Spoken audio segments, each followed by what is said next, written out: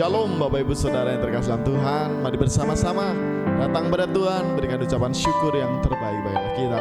Mari bersama kita berdoa. Kami bersyukur Tuhan, pagi hari ini kami boleh bangun dalam kondisi yang baik. Tuhan berkati setiap kami, sehingga apa yang kami kerjakan boleh menyenangkan Engkau. Terima kasih Bapa, dalam nama Yesus, haleluya, amin. Biarlah segala bangsa memuji, meninggikan nama-Mu Tuhan. Besar dan ajaiblah karya-Mu, adil dan benarlah jalan-Mu. Raja segala bangsa yang maha kuasa, mulia nama-Mu. Besar dan ajaiblah, besar dan ajaiblah karya-Mu, adil dan benarlah jalan-Mu. Raja segala bangsa yang maha kuasa, mulia nama-Mu. Layaklah segala bangsa, layaklah segala bangsa sujud kepada-Mu, sebab Kau Allah yang kudus, layak disembah. Sekali lagi mari bersama-sama katakan besar dan ajaib. Besar dan ajaiblah karya-Mu, adil dan benarlah jalan-Mu. Raja segala bangsa yang maha kuasa, mulia nama-Mu.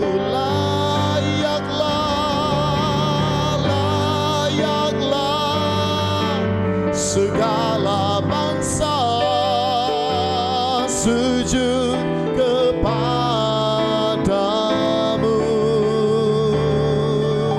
sebab Kau Allah yang kudus, layak disembah. Layaklah segala bangsa, layaklah segala bangsa sujud kepada-Mu, sebab Kau Allah yang kudus, layak disembah. Sebab Kau Allah yang kudus, sebab Kau layak disembah. Sebab Kau Allah, sebab Kau Allah yang kudus, layak disembah.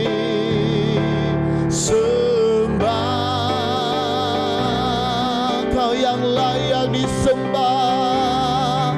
Haleluya. Oh ya la la la la la la la la mase shara la la la ma ya la la la la la la la la. Haleluya, haleluya. Terima kasih Tuhan, terima kasih Bapa. Haleluya.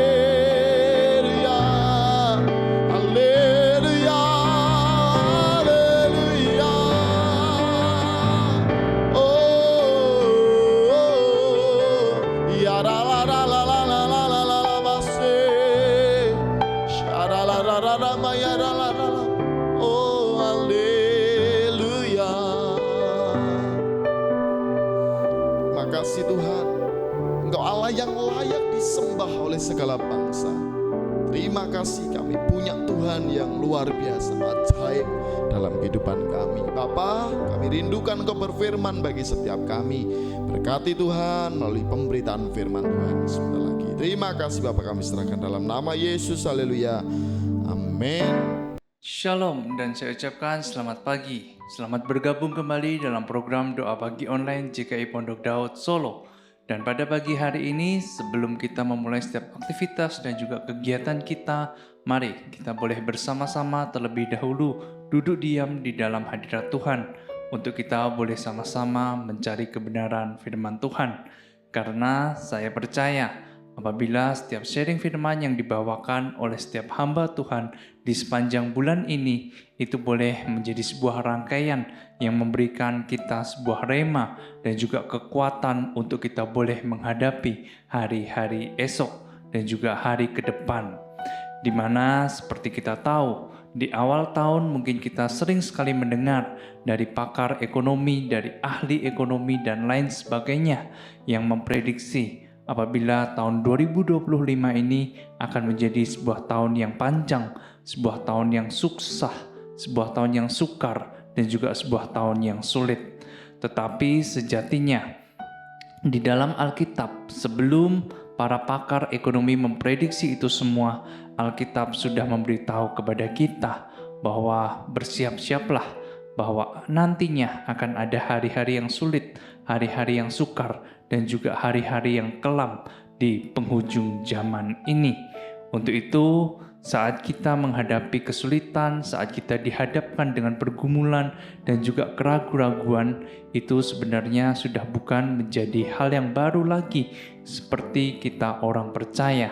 Karena di dalam Yesus kita tahu bahwa segala sesuatunya pasti akan ada jalannya. Untuk itu pada pagi hari ini saya akan memberikan judul sharing firman saya, yaitu jangan pernah lupa.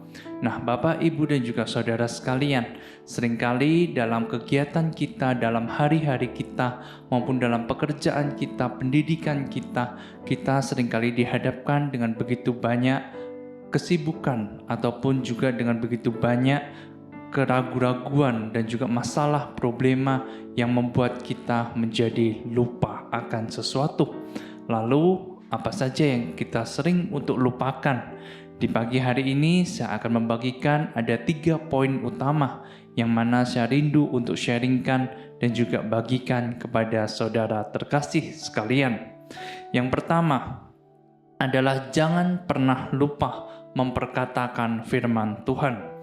Yosua 1 ayat yang ke-8 berkata, "Janganlah engkau lupa memperkatakan kitab Taurat ini, tetapi renungkanlah itu siang dan malam, supaya engkau bertindak hati-hati sesuai dengan segala yang tertulis di dalamnya.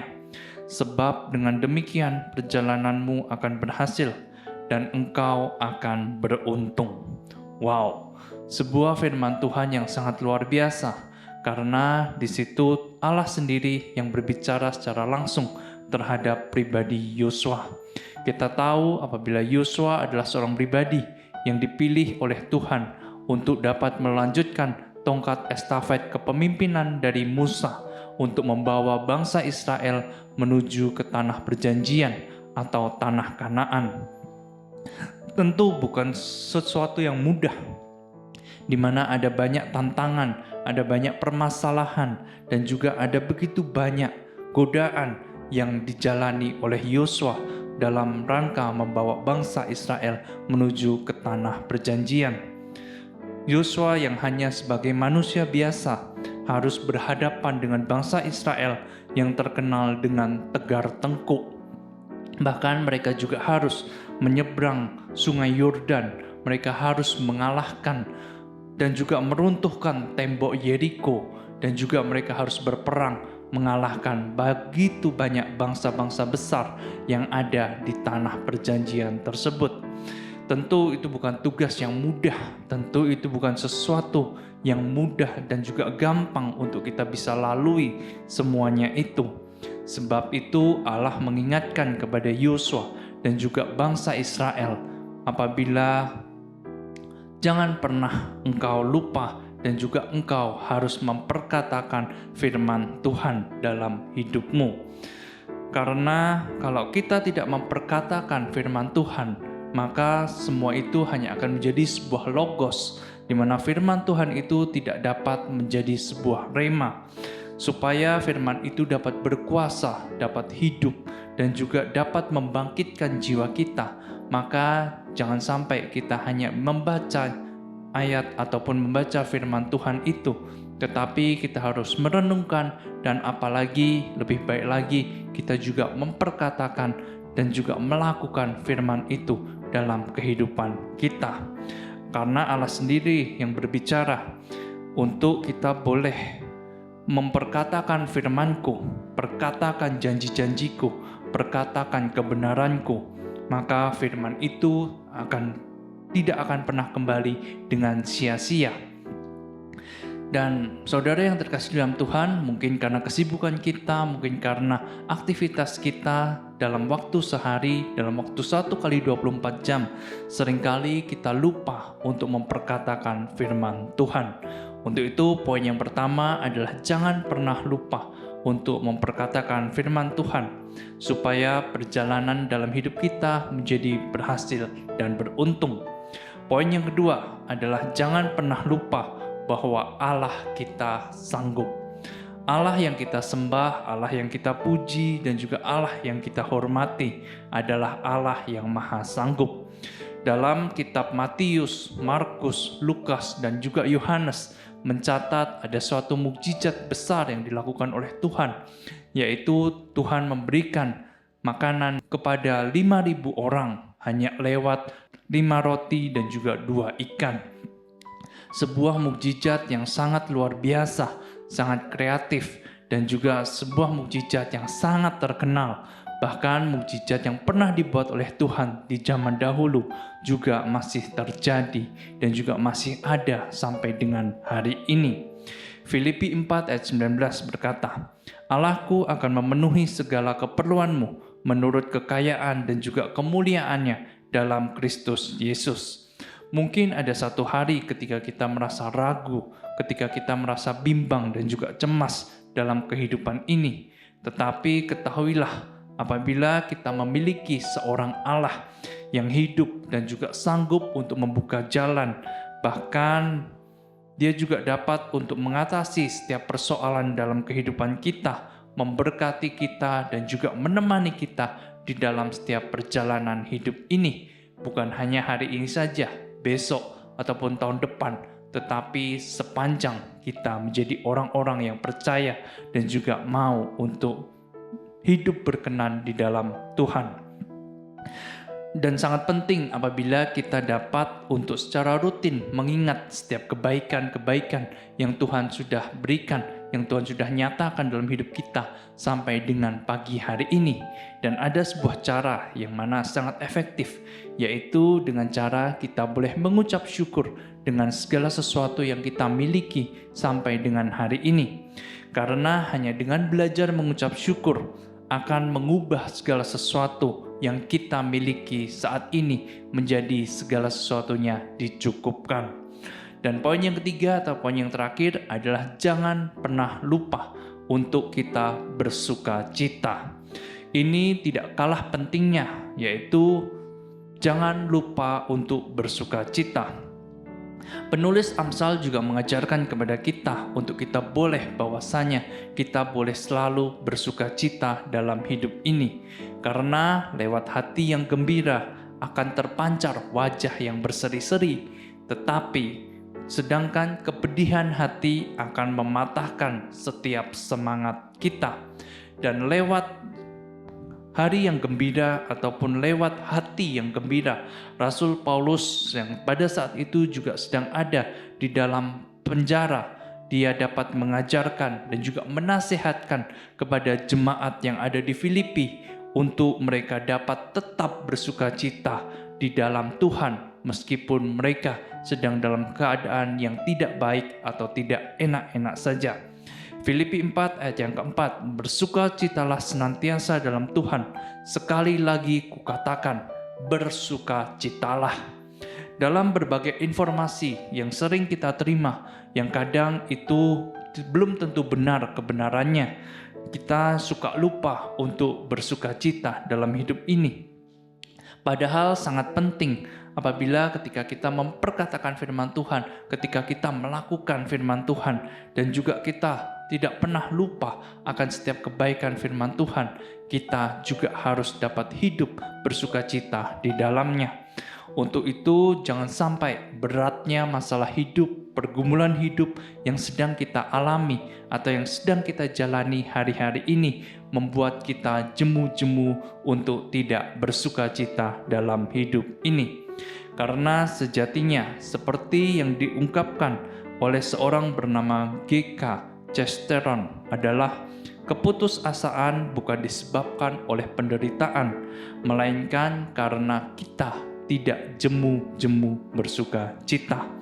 Untuk itu, Bapak, Ibu, dan juga saudara sekalian, ingatlah pada pagi hari ini ada 3 hal yang mana kita ingin untuk kita boleh renungkan dan juga kita boleh untuk pegang, yaitu jangan pernah lupa untuk memperkatakan firman Tuhan. Yang kedua, jangan pernah lupa untuk mengatakan bahwa Tuhan itu sanggup. Dan yang ketiga, jangan pernah lupa untuk kita boleh bersuka cita. Biarlah ketiga poin tadi, 3 pesan di atas tadi boleh menjadi rema dan juga kekuatan untuk kita boleh menjalani hari-hari ke depan. Amin. Tuhan Yesus memberkati dan selamat beraktivitas kembali.